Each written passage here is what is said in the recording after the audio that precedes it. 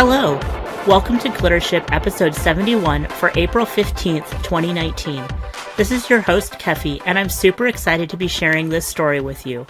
Our story today is Barbara in the Frame by Emmalia Harrington, read by Khalida Muhammad Ali. Before we get started, a reminder that there is still a Tiptree Honor book sale going on for the GlitterShip Year 1 and Year 2 anthologies on Gumroad. Just go to gumroad.com/Keffy and use the coupon code Tiptree, that's TIPTREE, to get the ebooks for $5 each. Emmalia Harrington is a nonfiction writer, librarian, and student with a deep love of speculative fiction. She hopes to have many more publications under her belt. In the meantime, she continues to plug away at her novel and short stories. Her work has previously appeared in Cast of Wonders, FIYAH, and is upcoming in other venues. She is a member of Broad Universe and volunteers with the Speculative Literature Foundation. Khalida Muhammad Ali is a writer, editor, and narrator. Her publications include Apex Magazine, Strange Horizons, FIYAH Magazine, and others. Her fiction has been featured in The Best Science Fiction and Fantasy of the Year, Volume 12, edited by Jonathan Strawn, and The Best Science Fiction of the Year, Volume 3, edited by Neil Clark. You can hear her narrations at any of the 4 Escape Artists podcasts, Far-Fetched Fables, and Strange Horizons. She can be found online at khalida.com. That's KHAALIDAH.com. Barbara in the Frame by Emmalia Harrington, read by Khalida Muhammad Ali. Bab's stomach growled for the 3rd time in 5 minutes. "You were right," she said, pushing away from her desk. "It's time for a break." Summer classes meant papers and tests smashed close together. There was hardly time to get enough sleep, let alone shop on a regular basis. The only food in her dorm room was an orange. Bab picked it up and walked to her dresser, where the portrait of Barbara, her grandfather's great-aunt, sat. She put a segment in her mouth and gagged. "Sorry," she said, spitting the fruit into her hand. Bab forced it down on the 5th attempt. Aunt Barbara's portrait frowned and glanced at the bookcase. The cloth spine of Auntie's handwritten cookbook sat out among the glossy college texts. "You know, it's too early for the kitchen." Bab kept her eyes on the shelves and away from her aunt. "Those girls will be in there." Even looking away, Auntie's disappointment made her wilt. Bab retreated to her desk to choke down the rest of her fruit. "I'm safer here," she said as she wiped her hands. "It's just you, me, and a locked door." She closed her eyes, imagining what diet could sustain her until a cafeteria opened for the autumn. Carrots lasted days without refrigeration, and if she soaked oatmeal overnight, it would be soft enough for breakfast. Auntie's book said food was more potent when shared. It had nothing like the recipes the other girls loved to make for their soul food Sundays. Placing succotash next to their cheese grits and fried okra was little better than exposing her whole self. "Remember when I came home from the hospital?" Bab asked, turning back to her aunt. "I was so skinny, Dad and Papa wouldn't let you see me." She gave a thin smile. "They thought seeing me would crack your frame." Her throat shrank at the memories. The bureaucracy at her old college insisted on using the name and gender on her birth certificate and stuck her in the boys' dorms. Her roommates alternated between hitting on her and punching inches from her head when she rebuffed them. One loved spiking her food with hot sauce and worse. After a few weeks, she couldn't sip water without panicking. A full meal was impossible. None of that happened here. Bab cracked her knuckles and tried to type as memories of the last year washed over her. This women's college's administration accepted Bab for who she was, name and all. she still felt safer keeping to herself. That night, she entered the kitchen with cookies on her mind. She pulled out her baking sheet and spices before she came to her senses. Food never worked right in an unconsecrated space. After several deep breaths, she was scrubbing the counter and attempting to meditate. Incense was not allowed on campus, but would have done wonders to erase the pork and garlic scent left over from the soul food dinner. Even when her dorm mates weren't there, they were reminding her how she wasn't. Curvy figures to her still underweight frame, cornrows and their cute hairstyles, while hers wouldn't grow inches longer than peach fuzz without breaking combs. Bab's bitter tongue. A clear mind was the best way to perform a ritual. A pristine table and stovetop later, she was assembling Auntie's happiness cookies. Rice flour provided security, and cloves purified the mind and heart. Cinnamon brought comfort and strengthened the power of the other ingredients. Mix with water to create a dough, pop them in the oven for 15 minutes, and suffer from anticipation.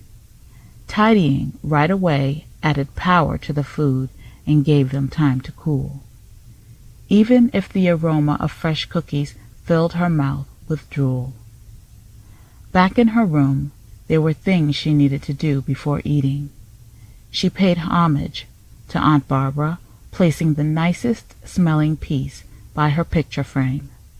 Next, she covered her desk with a clean towel in lieu of a tablecloth, and folded a pretty bandana into a napkin. A duct-tape flower decorated the space. After a prayer of thanks, she took her first bite. At first, it tasted like a cracker in need of dip.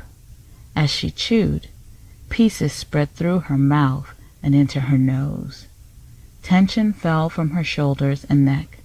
The more she ate, the more her cookie took on an extra flavor she couldn't describe. The closest she could get was a hug from the whole family. When she checked her aunt, Barbara's cookie was gone, crumbs and all.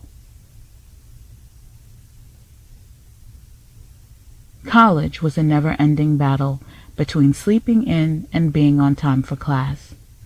Bab had just enough time to pull on jeans and run to the humanities building, cursing herself with every step.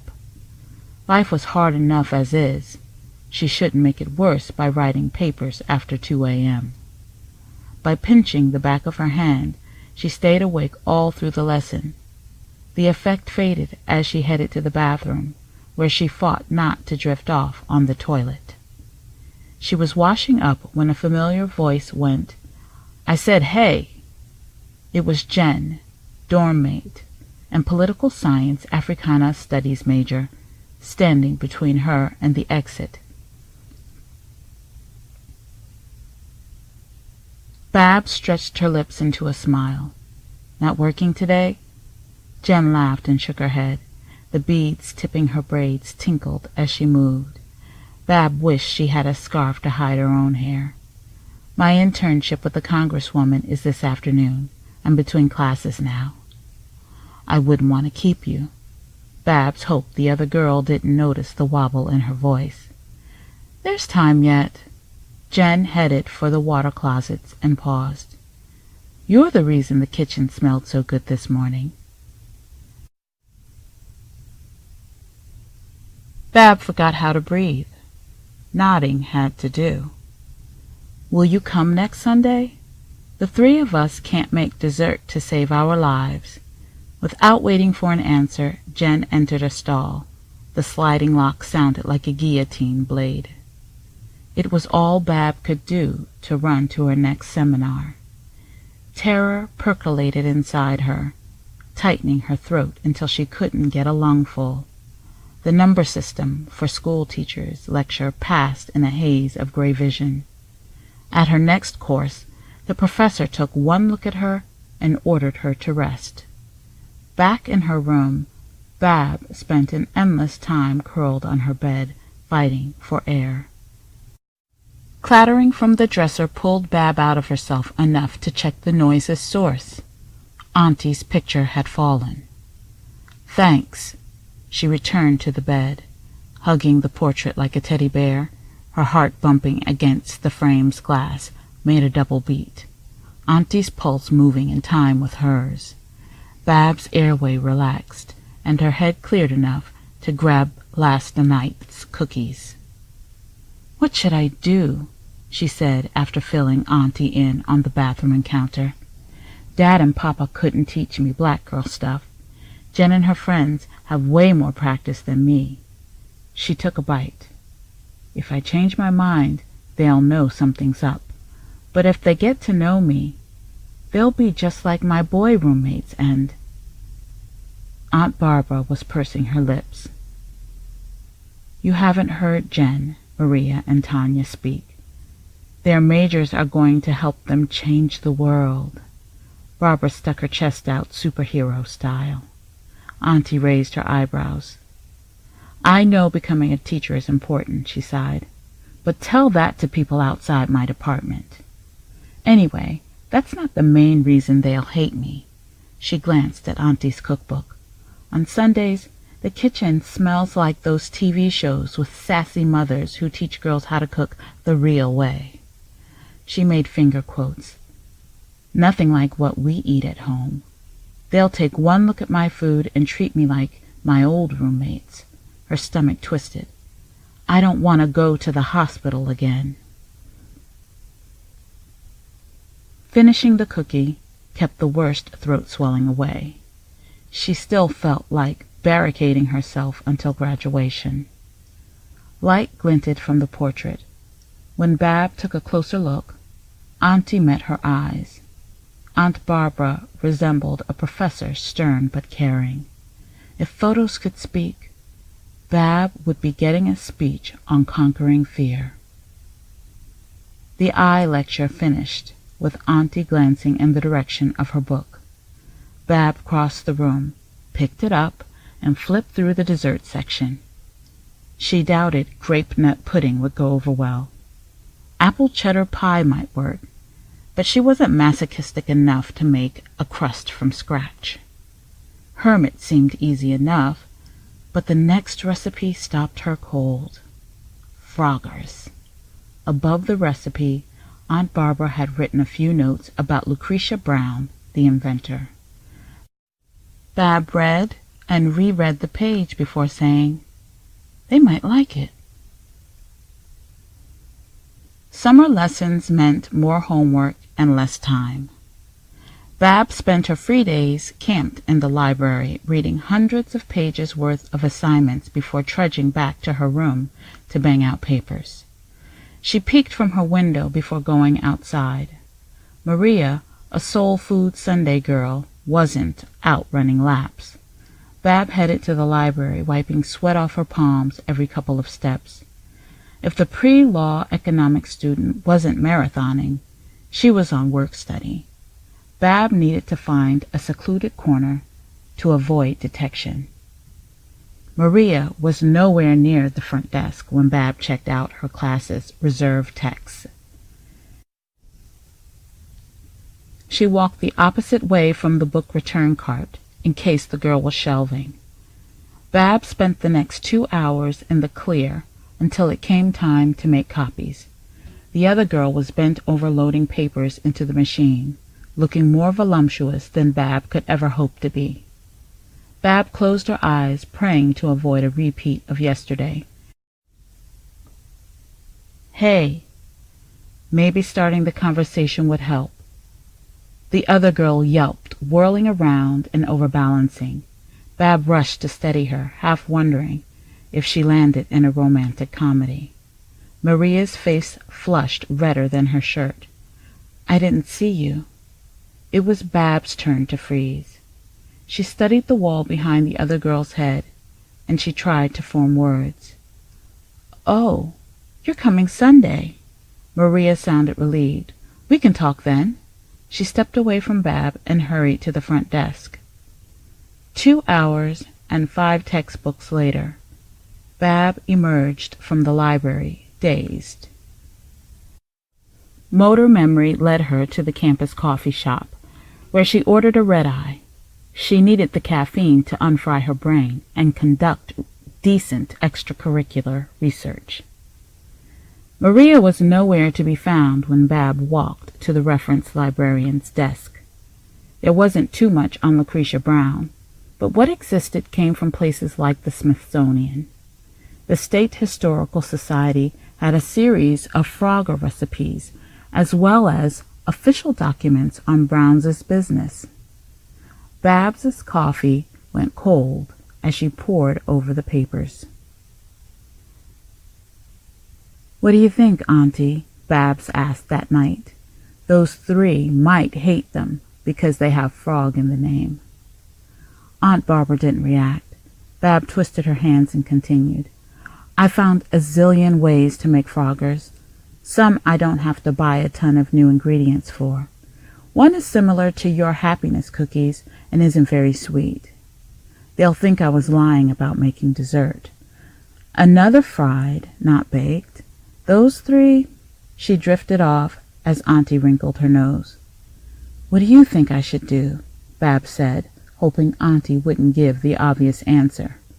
She gave Bab a hard stare. "I can't do that," Bab said, backing away.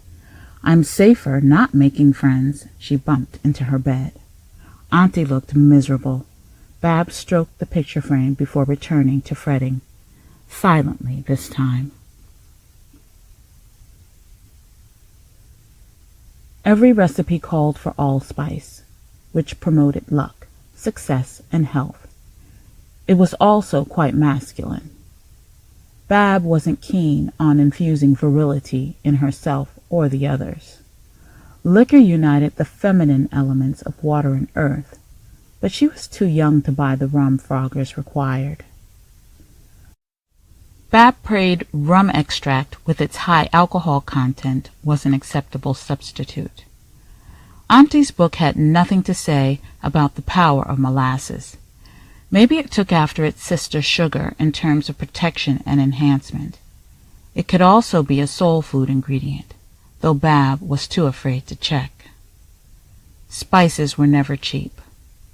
Bab spent the next few days outside of class in the city. Ethnic enclaves had spices at better costs than supermarkets, and she was going to find the best prices. She always went on foot to channel bus fare into grocery cash.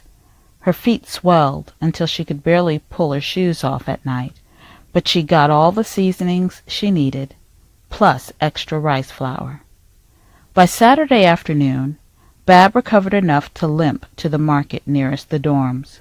Butter was easy enough to find, but molasses and extract remained elusive, no matter how many times she wandered aisle 5. Between her focus on the shelves and her still complaining legs, she didn't notice company until she bumped into them. Babs's heart froze when she realized who she crashed into. Tanya was Jen and Maria's buddy, a business chemistry major, and heir to a cosmetics firm that made products for black women. She might have been in jeans and ponytail, but her skin glowed and her hair smelled of jasmine and coconut oil. "I'm sorry." Bab couldn't apologize fast enough. "I should have seen you." Tanya waved her hand. "I ran into you. Let me make up for it." She reached into her pocket and pulled out a wad of papers. "Have a coupon." Bab reached for the offering, doing her best not to brush Tanya's fingers. She didn't want to piss the girl off by mistake. There were discounts on powdered soup, meal replacement shakes, frozen dinners. "Mind if I have this one?" Bab held up a voucher for oranges. Tanya shrugged. "It's not like I'll get scurvy." Bab's grin felt foreign in her mouth. "They're also great for clearing the mind and cheering you up." The other girl raised an eyebrow, something Bab had yet to master. "Isn't that what chocolate's for?" Bab's cheeks burned, but before she could answer, Tanya said, "Maybe I'll get some chocolate peanut butter this week. They taste good with strawberry caffeine bombs." She waved goodbye. Bab couldn't decide whether to stare at her or her basket of white bread and neon drinks. She resumed her search for the remaining ingredients, trying to imagine what Auntie would think of Tanya's cuisine. There could be rage, terror, or horrific rage. "Victory!" Bab announced later in her room. "Now I have everything for Froggers." She picked up the portrait. "Will it be all right?" Auntie beamed. "Of course you think that. Your family." "I don't have that advantage for tomorrow." Aunt Barbara looked Bab up and down before raising her chin.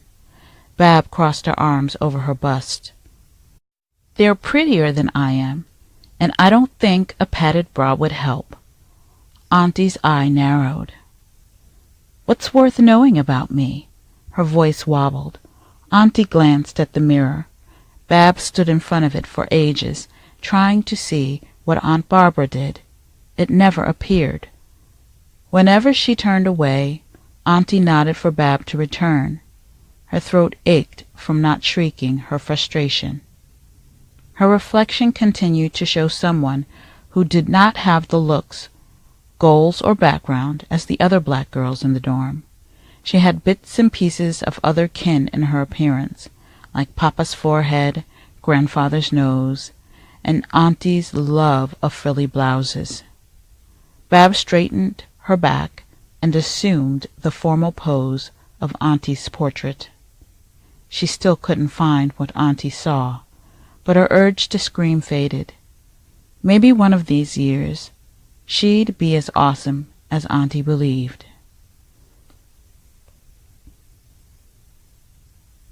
If Bab was going to bake undisturbed, she was better off starting at midnight.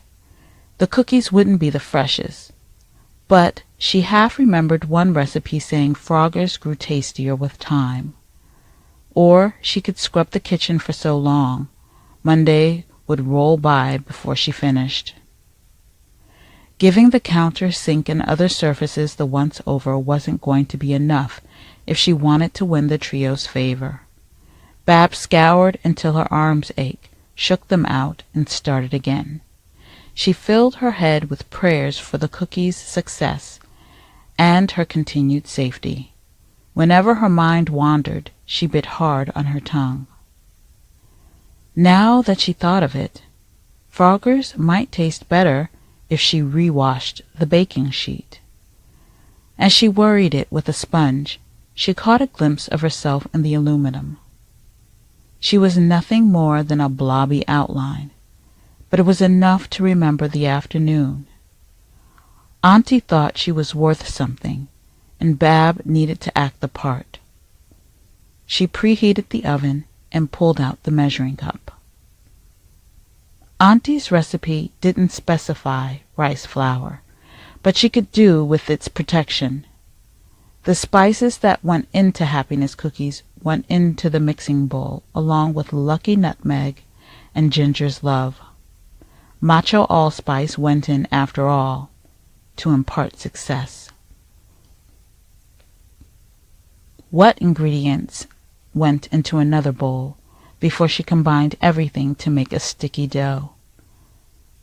Nothing a bit of flour couldn't fix.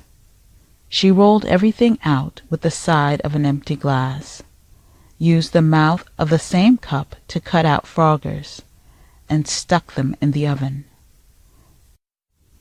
Baking and cooling times stretched until every second felt like forever. Despite her best efforts, no amount of tidying would speed things. Sweat oozed from her face and armpits. As soon as she could move her cookies without burning herself, Bab fled to her room. "I did it!" She hitched her shoulders in lieu of a fist pump. Dropping the Froggers now would mean baking them later in front of an audience. Once they were safe in her desk, she fell to her knees. "I thought of you as much as I could, and how you want me to be." On the floor she couldn't meet Auntie's face. I'm still not there. Sorry." Even through her jeans, the tiled floor felt so cool, but passing out here would mean a stiff back in the morning. "Just a minute." It took a few tries to lurch off the floor and back to her feet. Bab placed a Frogger by Auntie's picture. "What do you think?" Between one blink and the next, the cookie vanished. Auntie's smile threatened to push her cheeks off.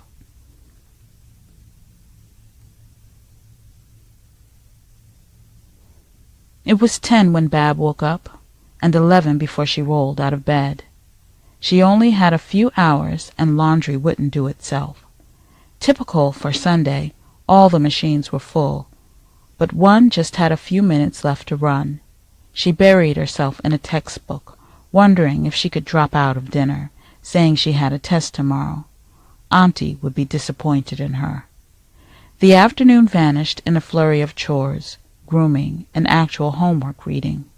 Bab shaved, brushed her hair until her arm ached, and smoothed out the wrinkles in one of her nicer shirts. Whenever her throat threatened to swell, she turned back to studying. An hour before the event, Bab's heart thrummed in her ears. She had one last thing to do before she was ready, but it meant going to the kitchen, possibly in front of everyone. The room was filled with cell phone music and off-key singing. Tanya and Maria's backs were to Bab as they chopped away. Jen hadn't arrived. Bab was free to cover the table with a freshly washed sheet, though she ached to clap her hands over her ears.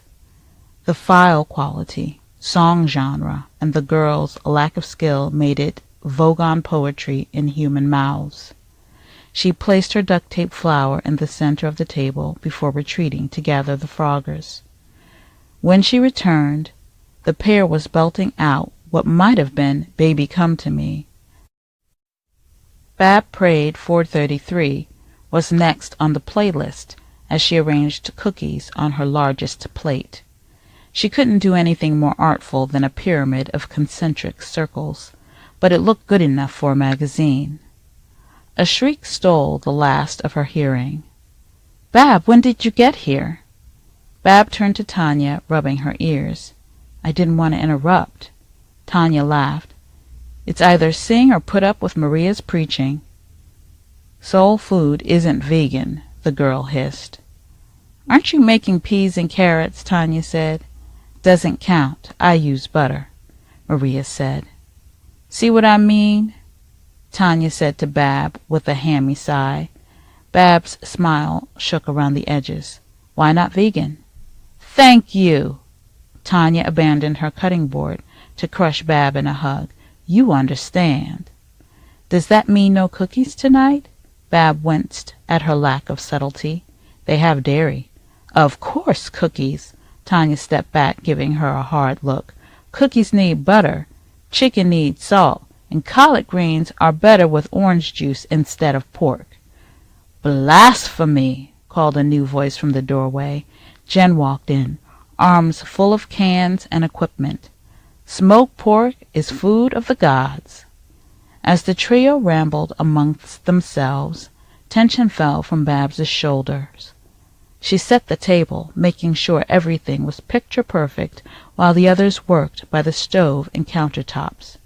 Aside from the odd comment thrown in her direction, they left her alone until their food was ready. "What did you do?" Jen breathed as she took in Bab's handiwork. "It looks like a real Sunday dinner now." "Ahem," Tanya said, looking in the direction of the garbage bin. An empty tube of biscuit dough and gravy sat atop the trash. "I was busy," Jen started, but Maria cut her off. "I forgot salt. Gravy will help the peas and carrots." She plopped her dish next to the duct-tape flour. "Let's start." No one commented on Babs sitting in the spot closest to the door. They were too busy saying things that threatened to stop her heart. "How's the food?" Maria used fresh carrots this time. Tanya wiggled her brows. Maria, Bab's bench warmer, turned the color of rust. The taste was on par with cafeteria food. Bab liked safety too much to say it aloud. "You're right, it does go well with gravy." Maria stared at her plate as more blood rushed to her face. "You know what would be great?" "Bacon," Jen said. "Everything it touches turns to magic." Bab opened her mouth, closed it, and lowered her head so no one could see her face. Auntie's cookbook never limited power to a single ingredient. The other girls were too busy arguing which brand of cured meat was best to notice Bab. It wasn't long before the serving plates emptied. With competition out of the way, the Froggers perfumed the table and made full stomachs grumble. "Are these the cookies you made last week?" Jen asked. Bab shook her head. "It's a The trio snatched Froggers for themselves and went to work reducing them to crumbs. Jen's first bite took out a third of her cookie. Her eyes widened. Tanya chewed slowly, lost in thought. Maria closed her eyes and clasped her hands like a church lady. "What did you say these were?" "They're molasses cookies," Bab coughed, but her throat kept tingling. "Froggers." "Made with real frogs?" Tanya said, her mouth wry. Bab took a deep breath and wished her lungs were bigger. A woman named Lucretia Brown invented them. All eyes were on her, none of them hateful. She looked at Tanya. Lucretia was a black woman who ran an inn and made perfume and other things to sell. To Jen and Maria she added, she was born in 1772, Massachusetts, and owned property. No one spoke. They were too busy considering their Froggers. Bab took one for herself and bit in deep. Spices spread through her mouth and seeped into her being. Her throat relaxed enough to say, "Maria, mind if I jog with you tomorrow?" before she realized it. A second mouthful of cookie kept panic at bay. Maria's ears darkened, but she said, "I'd like that. Front door at 8 a.m. Wear good shoes." Bab took a second Frogger, but when she reached for a third, all she found was an empty plate. Hearing the trio tease each other as they helped with cleanup almost made up for it. The lack of singing certainly did.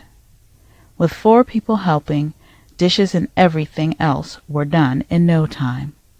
Bab trailed the other girls out of the kitchen, itching to tell Aunt Barbara about the night. It was too soon to tell how they'd take knowing Bab's whole self, but for now they added warmth she couldn't get with cookies alone. Barbara in the Frame was originally published in FIYAH and is copyright Emmalia Harrington, 2017. This recording is a Creative Commons Attribution Non-Commercial No Derivatives license, which means you can share it with anyone you'd like, but please don't change or sell it. Our theme is Aurora Borealis by Bird Creek, available through the Google Audio Library. You can support GlitterShip by checking out our Patreon at patreon.com/Keffy, subscribing to our feed, leaving reviews on iTunes, or buying your own copy of the Summer 18 issue at glittership.com/buy. You can also support us by picking up a free audiobook at audibletrial.com/glittership. Thanks for listening, and we'll be back soon with a new issue and the GlitterShip original, Raiders by Nelson Stanley. And in case you could hear them in the background, Finn and Ray, the 2 dogs, say hi.